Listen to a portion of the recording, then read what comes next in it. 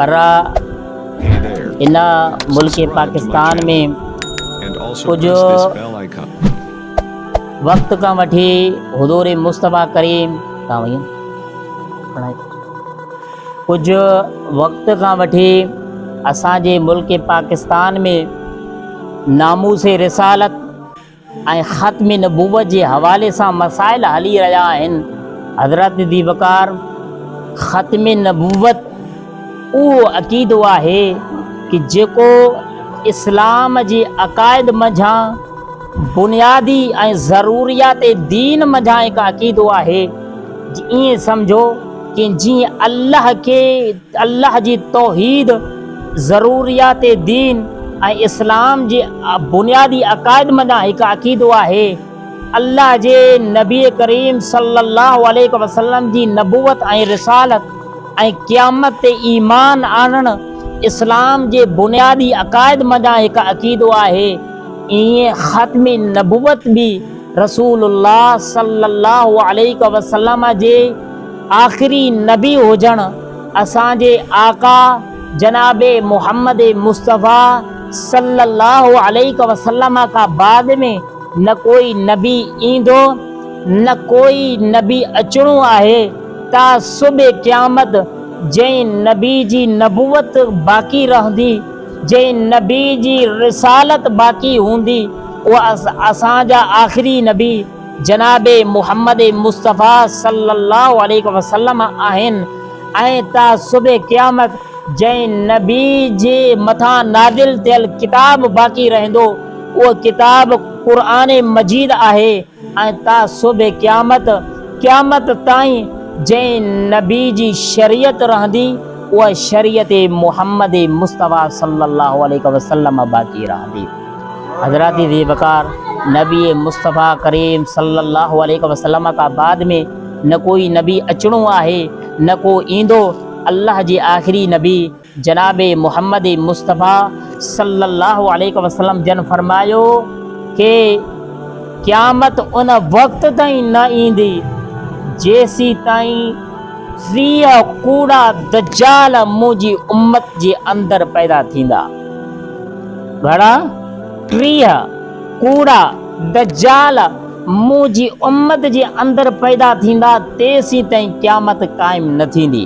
ये अल्लाह जे आख़िरी नबी जनाब मोहम्मद मुस्तफ़ा सल्लल्लाहु अलैहि वसल्लम जी हदीस मुबारक आहे। ऐं उहे 30 कूड़ा दज्जाल छा कंदा? अल्लाह जी आख़िरी नबी जनाब मोहम्मद मुस्तफ़ा सल्लल्लाहु अलैहि वसल्लम फरमायो कि उहे इहो दावा कंदा कि असां मआज़ल्लाह अल्लाह जा नबी आहियूं। ऐं अल्लाह जे आख़िरी नबी जनाब मोहम्मद मुस्तफ़ा सल्लल्लाहु अलैहि वसल्लम जन फरमायो अना ख़ातमुन नबिय्यीन ला नबिय्य बअदी औ कमा क़ाल सल्लल्लाहु अलैहि वसल्लम। अल्लाह जे आख़िरी नबी सल्लल्लाहु अलैहि वसल्लम फरमायो कि मां सभियन नबियन का आख़िरी नबी आहियां। मूं मुस्तफ़ा का बाद में कोई नबी न ईंदो। ऐं ॿी रिवायत में आहे कि अल्लाह जे हबीब करीम सल्लल्लाहु अलैहि वसल्लम फरमायो ला नबिय्य बअदी वला रसूल औ कमा क़ाल सल्लल्लाहु अलैहि वसल्लम। अल्लाह जे नबी मुस्तफ़ा करीम सल्लल्लाहु अलैहि वसल्लम फरमायो मूं मुस्तफ़ा का बाद में न कोई नबी ईंदो ऐं न मूं खां बाद में कोई रसूल ईंदो। तो हज़रत दी वकार अल्लाह जी आख़िरी नबी जनाब मोहम्मद मुस्तफ़ा सल्लल्लाहु अलैहि वसल्लम पंहिंजी नूरानी निगाह सां ॾिसी रहिया हुया कि मुंहिंजी उम्मत में 30 कूड़ा दज्जाल पैदा थींदा, जंहिं मंझां हर को इहो दावा कंदो कि मआज़ल्लाह असां अल्लाह जा नबी आहियूं या अल्लाह जा रसूल आहियूं। अल्लाह जे आख़िरी नबी जनाब मोहम्मद मुस्तफ़ा सल्लल्लाहु अलैहि वसल्लम 1400 साल पहिरियों पंहिंजे ग़ैब दान नबी पंहिंजे ग़ैब जे अखियुनि मां असांखे ख़बर ॾेई रहिया हुया, ख़बर ॾेई विया आहिनि कि 30 पैदा थींदा, नबूअत जो दावा कंदा। पर हिकु ॻाल्हि ॿुधी छॾो, मां मुस्तफ़ा करीम सल्लल्लाहु अलैहि वसल्लम ख़ातमुन नबीन आहियां। मूं खां बाद में न कोई नबी ईंदो ऐं न मूं खां बाद में कोई रसूल ईंदो। जनाब ज़ी वकार के अल्लाह सुब्हानहु व तआला क़ुरान पाक में फरमायो मा कान मुहम्मदुन अबा अहदिम मिर रिजालिकुम वलाकिर रसूलल्लाहि व खातमन नबिय्यीन व कान अल्लाहु बिकुल्लि शैइन अलीमा। अल्लाह करीम फरमायो कि मोहम्मद करीम सल्लल्लाहु अलैहि वसल्लम तव्हां मर्दन मंझा कंहिंजा नसब जे लिहाज़ सां पी न आहिनि। हाँ, रूहानी पी सब आका अलैहिस्सलातु वस्सलाम। उलमा किराम फरमाइनि था रसूलुल्लाह सल्लल्लाहु अलैहि वसल्लम पंहिंजी समूरी उम्मत जा रूहानी पी आहिनि ऐं आका अलैहिस्सलातु वस्सलाम जी पाक घरवारियूं पंहिंजा समूरी उम्मत जूं रूहानी मायरूं आहिनि। पर नसब जे लिहाज़ सां अल्लाह करीम फरमायो नसब जे लिहाज़ सां मुहम्मद करीम सल्लल्लाहु अलैहि वसल्लम तमाम मजा कंहिंजा पी कोन आहिनि। वलाकिर रसूलल्लाहि पर मुहम्मद करीम सल्लल्लाहु अलैहि वसल्लम अल्लाह जा सच्चा रसूल आहिनि। व खातमन नबियीन ऐं नबियनि मजा सभ खां आख़िरी नबी आहिनि।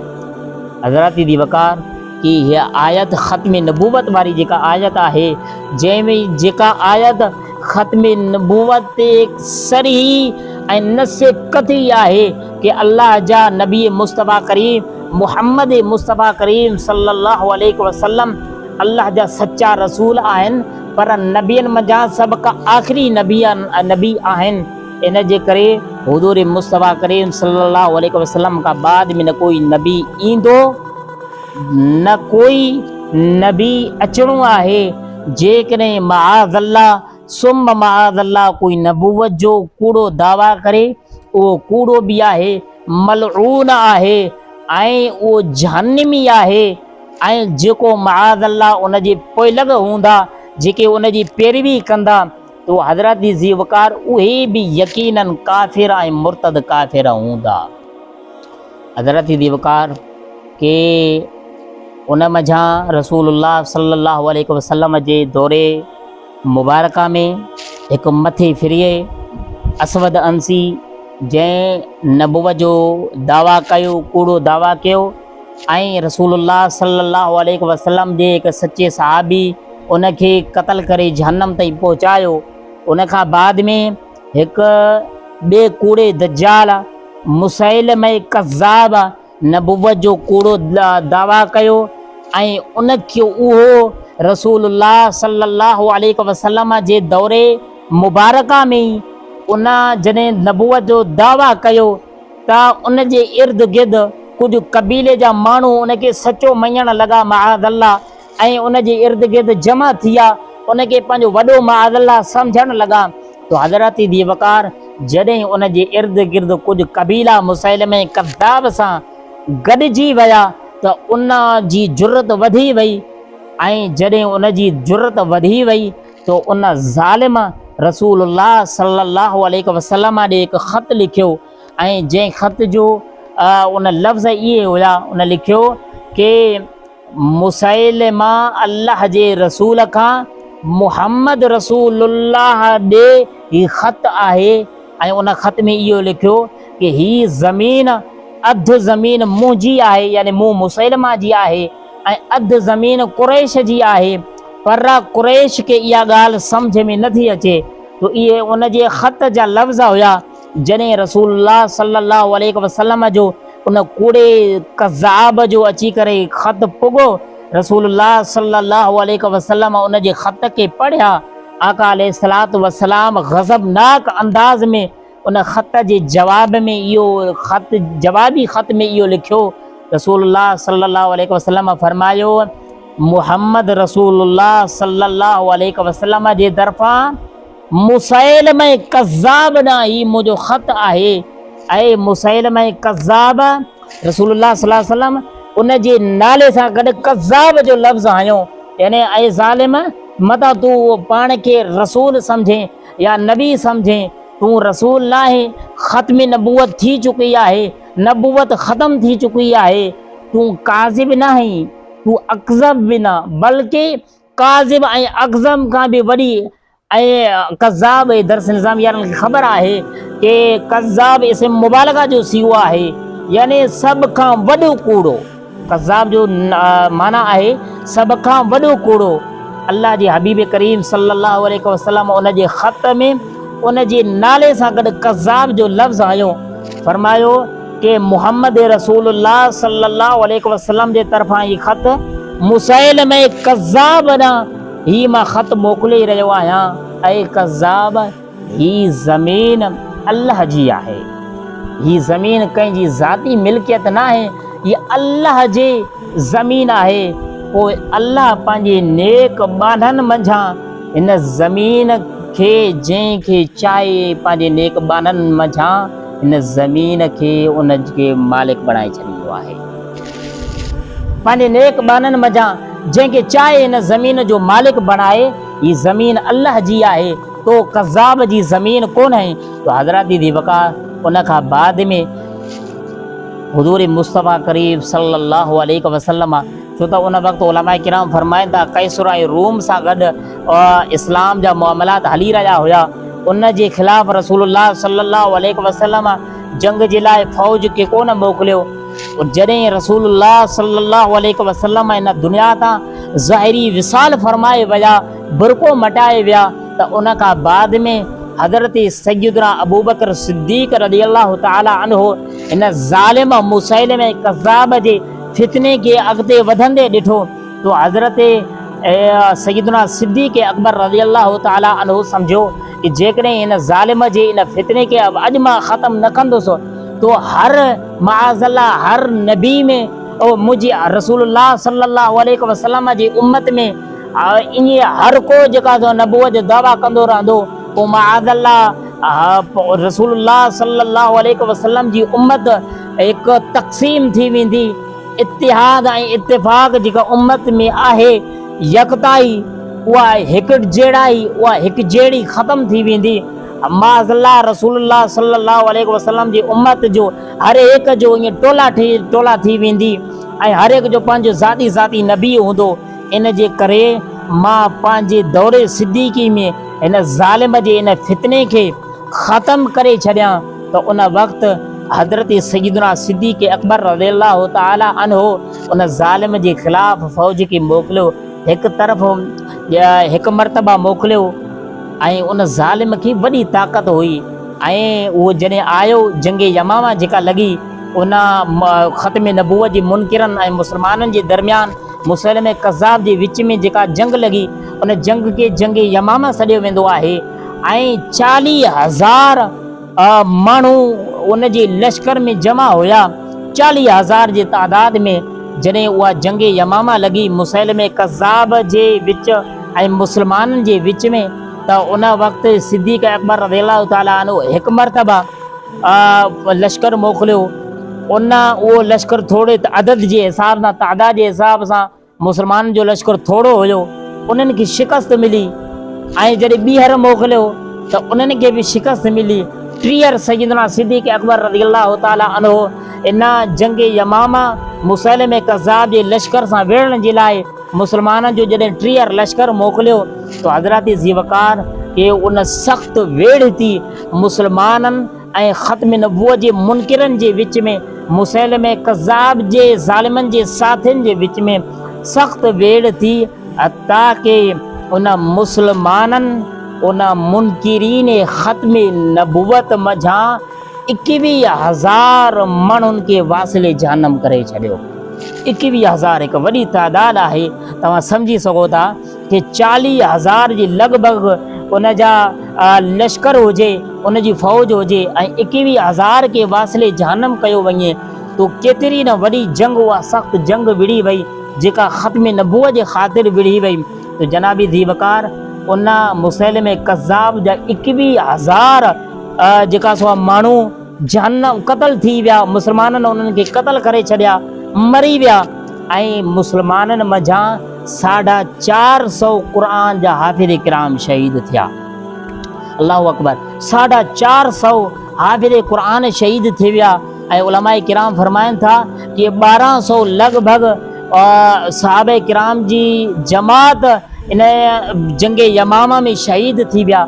जनाब ज़ी वकार उन खां बाद में इन कूड़े दज्जाल मुसैलिमा कज़्ज़ाब खे वाशी बिन हर्ब रसूलुल्लाह सल्लल्लाहु अलैहि वसल्लम जे सहाबी जनाब वाशी बिन हर्ब हिन के तीर हयो, नेज़ो हयो, उहो नेज़ो उन जी आर पार थी वियो।